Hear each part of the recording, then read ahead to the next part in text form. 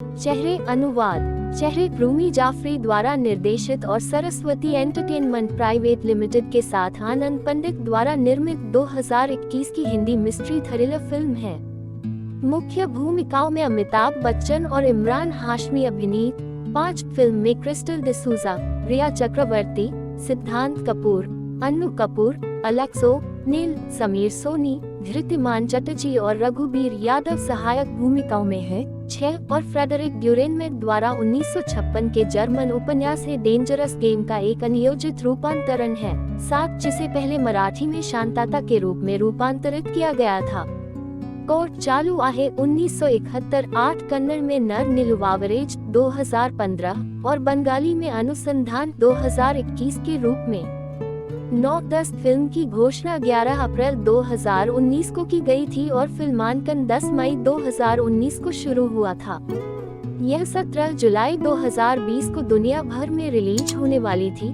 11 लेकिन कोविड-19 महामारी के कारण इसमें देरी हुई। 12 फिल्म अंततः 27 अगस्त 2021 को सिनेमाघरों में रिलीज हुई। समीर मेहरा इमरान हाशमी एक बिजनेस टाइकून एक खतरनाक बर्फीले तूफान के बीच पहाड़ों में एक बूढ़े आदमी के घर में शरण लेता है। उनका परिचय जगदीश आचार्य, धृतिमान चटर्जी एक सेवानिवृत्त न्यायाधीश, परमजीत सिंह भुल्लर, अन्नू कपूर एक प्रसिद्ध रक्षा वकील, अन्ना मैथ्यूज, प्रिया चक्रवर्ती एक घरेलू नौकर और एक हरिया जाधव रघुबीर यादव से होता है। वे बाद में लतीफ जैदी अमिताभ बच्चन से जुड़ गए, जो एक प्रसिद्ध लोक अभियोजक हैं, जिनके पास तेज बुद्धि और विस्तार के लिए नजर है। लतीफ समीर के साथ बातचीत शुरू करता है ताकि यह जांचा जा सके कि क्या वह एक व्यवहारिक खेल के लिए सही विषय है जो वे आपस में खेलते हैं। समीर खुद को एक विज्ञापन एजेंसी के एक सफल और महत्वाकांक्षी कार्यकारी के रूप में पेश करता है, जिसने 15 साल की उम्र से अनाथ होने के बाद से अपने दम पर सब कुछ हासिल किया है। जब समीर ब्रेक लेता है तो लतीफ अपने दोस्तों से कहता है कि उसे पूरा यकीन है कि समीर सही है उनके खेल के लिए विषय, और जैसा कि हर कोई उनकी राय को महत्व देता है, वे इसके लिए सहमत होते हैं। हर कोई समीर को खेल खेलने के लिए मजबूर करता है और वह मान जाता है। बाद में जो मैथ्यू सिद्धांत कपूर हत्या का एक पूर्व अपराधी उनके साथ जुड़ जाता है। जगदीश समीर को बताता है कि उसने जो के मामले में फैसला सुनाया था क्योंकि वह अपनी बहन का यौन उत्पीड़न करने वाले व्यक्ति को मारते हुए पकड़ा गया था, और अब जब उसने अपनी सजा पूरी कर ली है तो वे सभी उसके साथ अच्छे पदों पर हैं। खेल मूल रूप से एक मॉक ट्रायल है जिसमें वे एक अदालत की स्थापना करते हैं और कुछ प्रसिद्ध मामलों के बारे में बहस करते हैं। समीर उनका प्रतिवादी बनने के लिए सहमत हो जाता है क्योंकि अन्ना ने एक प्रसिद्ध मामले के लिए तैयार नहीं किया है जो लतीफ ने पहले उससे मांगा था। जगदीश समीर को उसके अधिकार बताता है और उसे बताता है कि अदालत शुरू होने से पहले वह अपने बचाव पक्ष के वकील भुल्लर से अपने मामले पर चर्चा करने के लिए मिल सकता है। जब वे दोनों अकेले में मिलते हैं तो समीर भुल्लर से कहता है कि उसने कोई अपराध नहीं किया है, इसलिए उसका मामला अदालत में नहीं टिकेगा, लेकिन भुल्लर ने इसका विरोध करते हुए कहा कि नकली अदालत में बिना किसी आपराधिक आरोप के जाना खतरनाक है क्योंकि अभियोजक को तब उसे कुछ भी चार्ज करने की पूरी आजादी। समीर इस विचार को खारिज करता है और कहता है कि वह बिना किसी शुल्क के जाएगा। जैसे ही अदालत शुरू होती है, लतीफ समीर के पेशेवर जीवन के अंतरंग विवरण निकालने में सक्षम होता है, जिसके लिए समीर शुरुआत में सभी सवालों का ईमानदारी से जवाब देता है, लेकिन लतीफ सही ढंग से इंगित करने में सक्षम होता है कि उसका अपने बॉस की पत्नी के साथ संबंध था। आगे की पूछताछ पर उन्होंने निष्कर्ष निकाला कि समीर ने अपने मालिक की पत्नी के साथ मिलीभगत कर उसे मार डाला और बाद में सीईओ के पद पर आसीन हुआ। इस बिंदु पर मॉक ट्रायल वास्तविक हो जाता है और न्यायाधीश सूचित करता है कि आरोप तय किए जाने हैं और परीक्षण शुरू हो गया है। फिर वह मुकदमे की तैयारी के लिए बचाव पक्ष को समय देता है।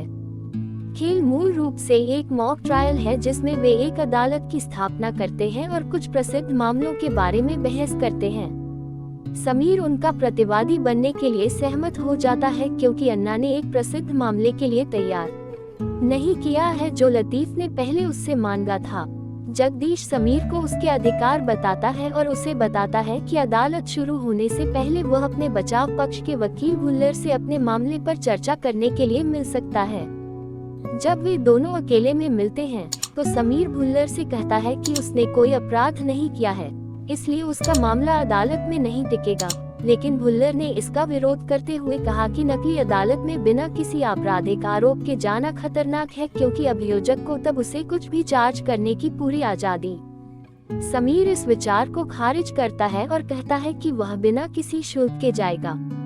जैसे ही अदालत शुरू होती है, लतीफ समीर के पेशेवर जीवन के अंतरंग विवरण निकालने में सक्षम होता है, जिसके लिए समीर शुरुआत में सभी सवालों का ईमानदारी से जवाब देता है, लेकिन लतीफ सही ढंग से इंगित करने में सक्षम होता है कि उसका अपने बॉस की पत्नी के साथ संबंध था। आगे की पूछताछ पर उन्होंने निष्कर्ष निकाला कि समीर ने अपने मालिक की पत्नी के साथ मिलीभगत कर उसे मार डाला और बाद में सीईओ के पद पर आसीन हुआ। इस बिंदु पर मॉक ट्रायल वास्तविक हो जाता है और न्यायाधीश सूचित करता है कि आरोप तय किए जाने हैं और परीक्षण शुरू हो गया है। फिर वह मुकदमे की तैयारी के लिए बचाव पक्ष को समय देता है।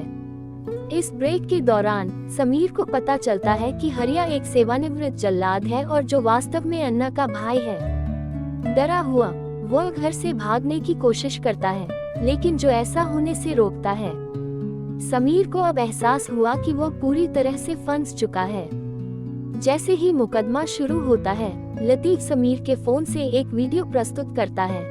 नताशा क्रिस्टल डिसूजा उसके दिवंगत मालिक जीएस ओसवाल्ड समीर सोनी की पत्नी और उनकी हत्या की साजिश के साथ उसके अवैध संबंधों के सबूत के रूप में। भुल्लर और लतीफ अदालत में जोश से बहस करते हैं और अंत में एक दोषी फैसला सुनाया जाता है और मृत्युदंड दिया जाता है।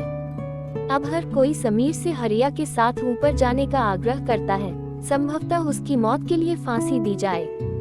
समीर उनका मजाक उड़ाते हुए कहता है कि वे असली अपराधी हैं जो अपने छोटे से खेल के लिए लोगों को फांसी पर लटका देते हैं।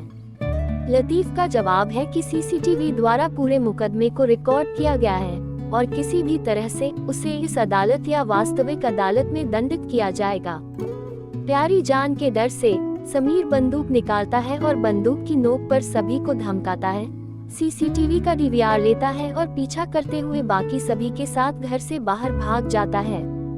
समीर डीवीआर को नष्ट करने का प्रबंधन करता है, लेकिन जल्दबाजी में गलती से उसकी मौत हो जाती है। इस प्रकार वह अपने अपराध के लिए काव्यात्मक न्याय करता है। कुछ दिनों बाद नताशा उनके घर जाती है, उन्हें बताती है कि वह समीर का फोन लेने के लिए यहाँ है, जो उसकी कंपनी की संपत्ति है। फिल्म का अंत हर किसी को नताशा को अपना खेल खेलने के लिए राजी करने के साथ होता है।